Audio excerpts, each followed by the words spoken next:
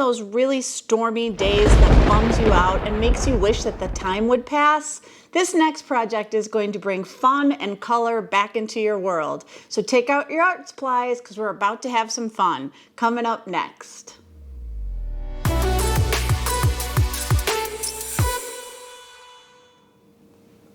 Okay, so here we are in Mrs. Minelli's kitchen, where we are about to take ordinary household items and turn them into beautiful watercolor papers like you see right here.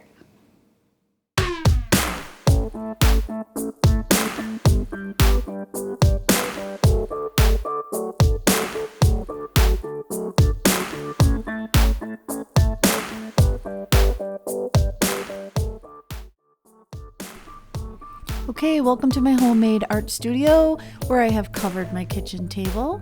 Things you have around the house: a Ziploc bag, a glass with a little bit of water, and some salt. It doesn't have to be sea salt. It could be any salt. You're also going to need markers.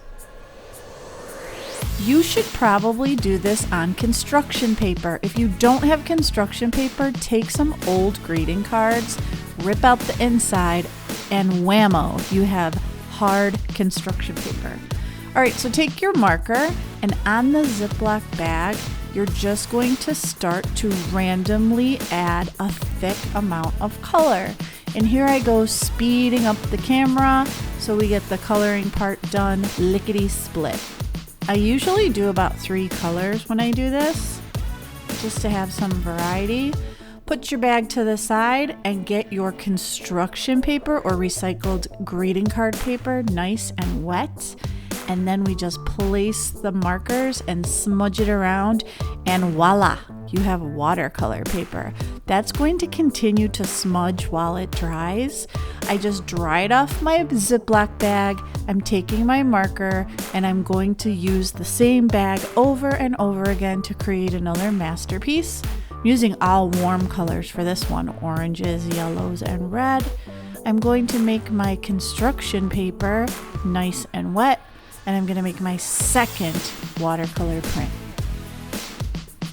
One of the really cool things you could do is just take some salt that you have in your house, sprinkle some in your hand, and then gently sprinkle it all over your artwork. It creates this really cool look of dots, and it adds some nice texture to your artwork. Here's some really nice pictures of me coloring my Ziploc bag in my homemade art studio. Don't forget to ask Mom and Dad's permission to use the salt. Be sure to lay something down on your table so you don't make a huge mess.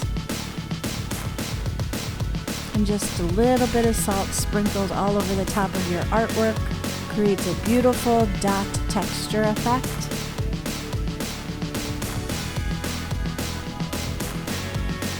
And here are some really cool things that I made with my watercolor paper.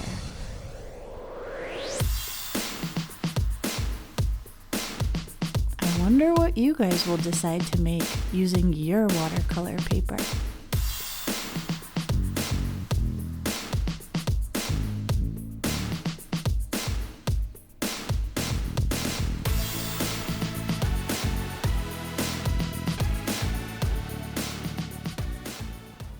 Now that you've made your beautiful watercolor paper, you're probably wondering, what do I do with them?